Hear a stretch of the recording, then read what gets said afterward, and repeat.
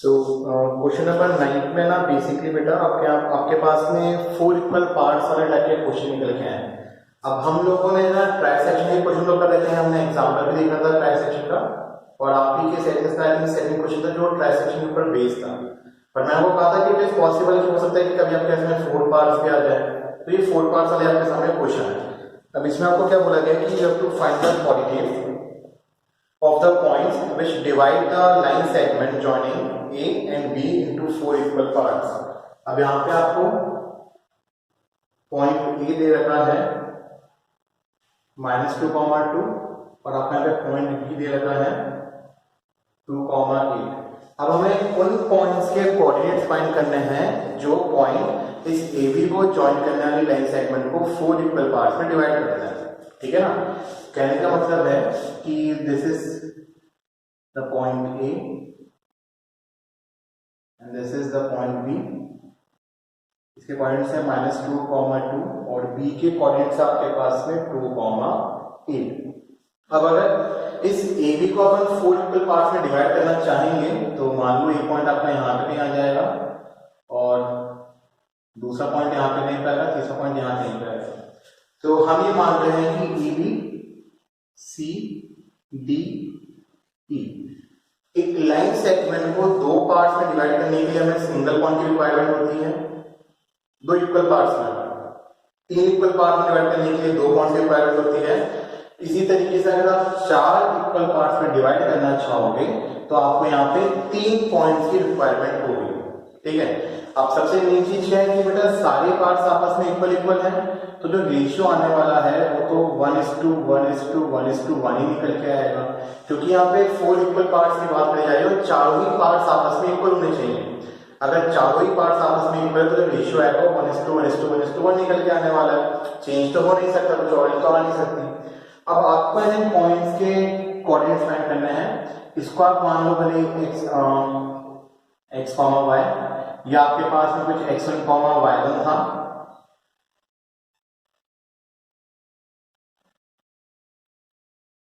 ये आपके पास में x2, y2 मान सकते हो आप। इसको मैंने x, y माना है, आप चाहो तो कुछ और भी ले सकते हो, फर्क नहीं पड़ता, भले x3, y3 ले लो भले। Let this be x4, y4 and let this be x5, y5। तो 5 पॉइंट्स हमारे सामने देख रहे हैं, रेशियोज आपके सामने डिफाइंड है। रेशियो हमें पहले से इसलिए पता है क्योंकि इक्वल पार्ट्स की बात करी जा रही है। अब आपको इजीली आप ऐसे ना सीबी के पॉइंट्स निकाल सकते हो, कोई बड़ी बात होगी नहीं। आपको मैं यहाँ पे बिना मतलब सेक्शन फॉर्मूले के स्पेसिफिक फॉर्मूला है मिड पॉइंट फॉर्मूला, हमारे तीनों ही कोऑर्डिनेट्स बेटा यहाँ तीनों ही पॉइंट्स हमारे यहाँ पे डायरेक्टली मिड पॉइंट फॉर्मूले से फाइंड हो सकते हैं। किस तरीके से ध्यान से ऑब्जर्व करना है इसको। अगर बेटा मैं बात करूँ कि मेरे को पहले डी पॉइंट निकालना है, अब मैं पहले डी पॉइंट को निकालना चाहता हूँ क्योंकि बेटा जो डी पॉइंट है ना ये एग्जैक्टली ए बी के बीच में लाइक कर रहा है। अब हो सकता है कि आप बोलो कि ना सर 1+1 2 होता है और 1+1 2 होता है, तो रेशियो तो यहाँ पे 2:2 हो जाएगा। लेकिन आप एक बात बताओ कि रेशियो 2:2 बोलूं या 1:1 बोलूं, बात तो बराबर है ना। अल्टीमेटली वो 2 और 2 तो आपस में कैंसिल आउट होकर 1:1 पे रेशियो बनाएगा। कहने का मतलब ये है अगर मैं ऐसे सी और ई पॉइंट को छुपा दूं, है ना, अगर अपन ऐसे सी और ई पॉइंट को छुपा दें तो जो डी होगा ये एग्जैक्टली ए बी के कहां पे लाया करेगा, बीच में लाया करेगा। हालांकि आपको एग्जाम में बार बार ये डायग्राम बनाने की जरूरत नहीं है, हम एक बार में पूरे पॉइंट्स फाइंड कर सकते हैं। ये बस आपकी नॉलेज के लिए ताकि आप विजुअलाइज कर पाओ चीजों को। तो ए पॉइंट आपके पास में है -2, 2, यहाँ कहीं पे डी पॉइंट लाया कर रहा है आपका, और बी आपके पास में है 2, 8। डी को आपने माना है x4, y4। अब देखो डी से पहले 1+1 कितना हो जाएगा, 2 हो जाएगा। यहाँ भी 1+1 कितना हो जाएगा, 2 हो जाएगा। अब आप मेरे को बताओ बेटा 3/3 लिखूं या 1/1 लिखूं, बात तो बराबर ही पड़ने वाली है ना। अल्टीमेटली आपके दोनों पार्ट्स है तो इक्वल का मतलब है कि रेशियो का मतलब क्या होता है, जब आप सिंप्लीफाइड फॉर्म में लेके आते हो। तो जब आप सिंप्लीफाइड फॉर्म में लेके आओगे तो 2 से 2 कट के क्या बनेगा, 1 और 1 के तो रेशियो बनने वाला है। तो अल्टीमेटली जो आपके पास में रेशियो निकल के आएगा वो क्या निकल के आने वाला है, 1:1 का, क्योंकि ये दोनों और ये दोनों ऐसे हैं तो बैलेंस है ना। So D is the mid point of A B, so we can directly find the coordinates of D using the mid point formula. तो आप यहाँ पे सीधे x4 फाइंड कर सकते हो, तो जाएगा -2 plus 2 upon 2 that will be 0। आप y4 भी फाइंड कर सकते हो, 2 plus 8 upon 2 that will be 5। तो जो आपके पास में पॉइंट डी है वो कितना आ जाएगा 0,5।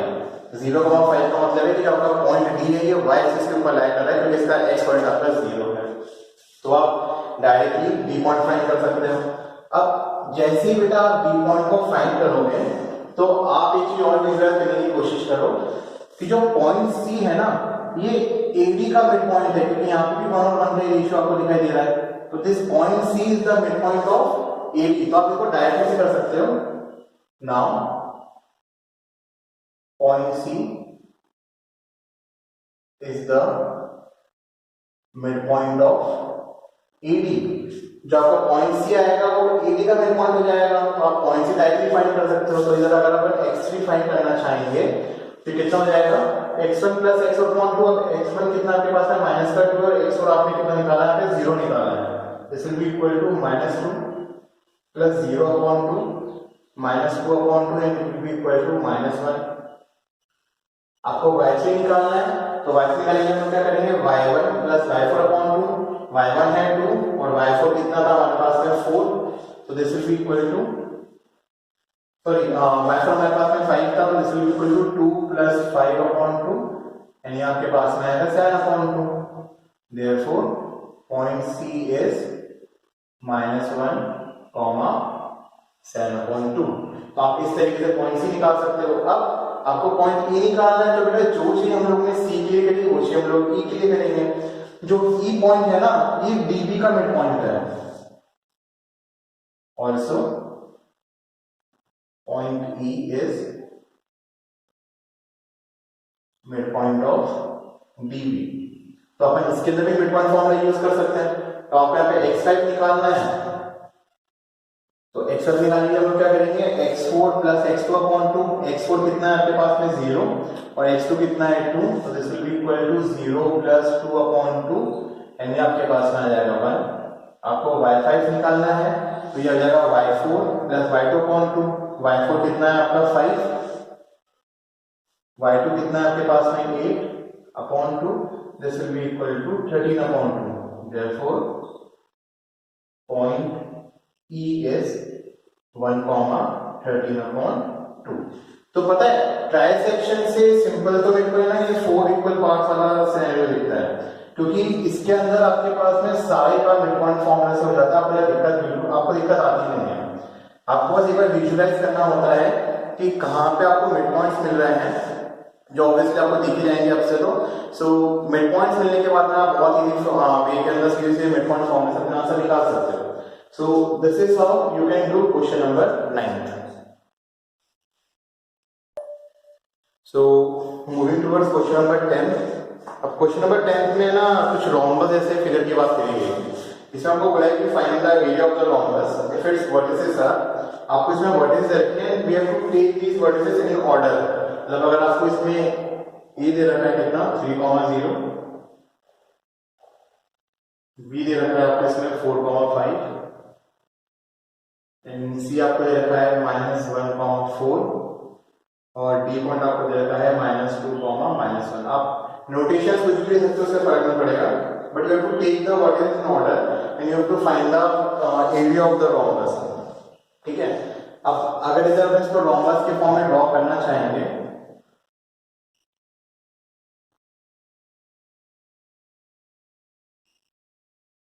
सो let this point be A, B C D. इस ए पॉइंट के पॉइंट्स आपके पास में है 3,0, बी पॉइंट के हैं 4,5, सी पॉइंट के हैं -1,4 और डी पॉइंट के पॉइंट्स हैं -2, -1। अब एरिया फाइंड करना है ना, तो एरिया फाइंड करने के लिए आपके पास में कुछ पर्टिकुलर चीजें होनी जरूरी है। जैसे आपको हालांकि क्वेश्चन में बोल रखा है हिंट के फॉर्म में दे रखा है, बट भरोसे मत है ना आपके पास में कोई हिंट नहीं आने वाली, क्योंकि एरिया ऑफ रोम्बस निकालना आपको 8th क्लास में सिखाया जाता है, वो भी एनसीईआरटी के अंदर है। मैं किसी प्राइवेट पब्लिकेशन की बात नहीं करूंगा, बट अगर एनसीईआरटी में 8th क्लास में आपको एरिया ऑफ रोम्बस सिखा दिया जाता है तो उसका ये मतलब है कि अब 8th क्लास के बाद जब भी रोम्बस की एरिया निकालने की बात आएगी तो आपको उसका फॉर्मूला पता होना चाहिए। तो एरिया ऑफ रोम्बस का बड़ा सिंपल सा फॉर्मूला होता है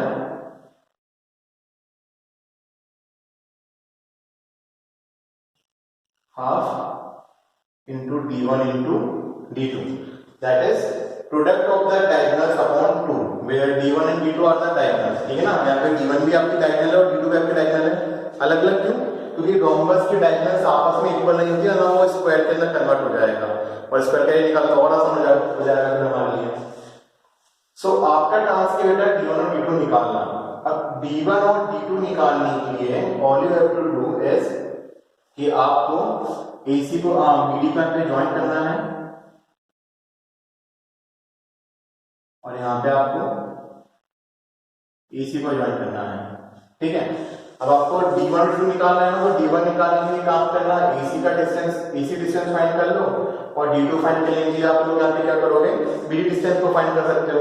दोनों ही डिस्टेंस निकालने के बाद आप बहुत इजी वे के अंदर यहाँ पे एरिया फाइंड कर सकते हो, इस चीज का ध्यान रखना। ठीक है, अब निकाल डिस्टेंस फॉर्मूला तो आया है, होप आप सबको पता ही होगा, उसमें कोई दिक्कत आपको आने ही वाली है। So just find the distances AC and BD।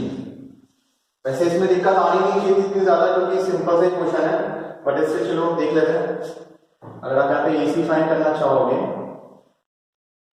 so the formula is same, that is x2 minus xn का whole square plus y2 minus yn का होल स्क्वायर। तो AC के नाम उसको लिख देंगे -1 - 3 का होल स्क्वायर प्लस 4 - 0 का होल स्क्वायर। सॉल्व कर लेते हैं इसको।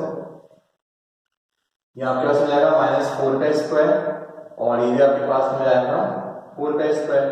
So this AC will be equal to 16 plus 16, AC will be equal to √32, या फिर आप इसको 16 टू भी लिख सकते हो, तो बेसिकली आपके पास में ये 4√2 यूनिट्स मिल जाएगा। तो this is the value of AC। हमारे पास में फर्स्ट डायगोनल आ चुकी है, आपको सेकंड डायगोनल निकालनी है, आपका पे BD फाइंड करना है। Now this BD will be equal to -2 - 4 का होल स्क्वायर प्लस -1 - 5 का होल स्क्वायर। तो यहाँ से आपके पास में BD आ जाएगा, दिस विल बी -6 का स्क्वायर दैट इज 36, यहाँ पे भी -6 का स्क्वायर आएगा that is 36, and this BD will be equal to 6√2 units. मैंने डायरेक्टली लिख दिया है, आप लोग चेक कर लेना कैसा आएगा ये। ठीक है, अब आपके पास में AC आ चुका है, आपके पास में BD आ चुका है, you just need to find the area, बेटा सीधे फॉर्मूला लगा देना।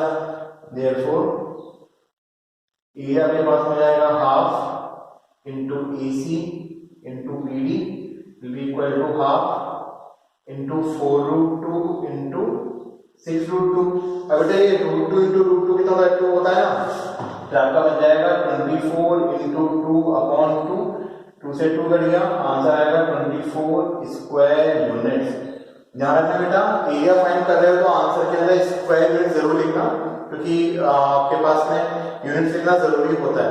अब मीटर स्क्वायर की सेंटीमीटर स्क्वायर होता नहीं होता, बट स्क्वायर में जरूर आंसर आएगा क्योंकि एरिया हमेशा स्क्वायर के अंदर ही काउंट होता है, ध्यान रखना। So this is a simple question, आप बहुत इजीली बिना किसी सेक्शन फॉर्मूले इसको कर सकते हो। अब हो सकता है कि आपको डाउट ये आया हो कि क्योंकि हम सेक्शन फॉर्मूले की एक्सरसाइज कर रहे हैं तो इसमें कहीं ना कहीं सेक्शन फॉर्मूला लगना चाहिए, बट ऐसा कुछ है नहीं, ये सिंपली आपका हो चुका है और क्वेश्चन में कुछ आपको बोला भी नहीं है एक्स्ट्रा कुछ करने के लिए, बस सिंपली आपको इतना ही बोला गया कि you have to find the area of the rhombus. So it's not that hard जितना हो सकता है आपको लग रहा हो। ओके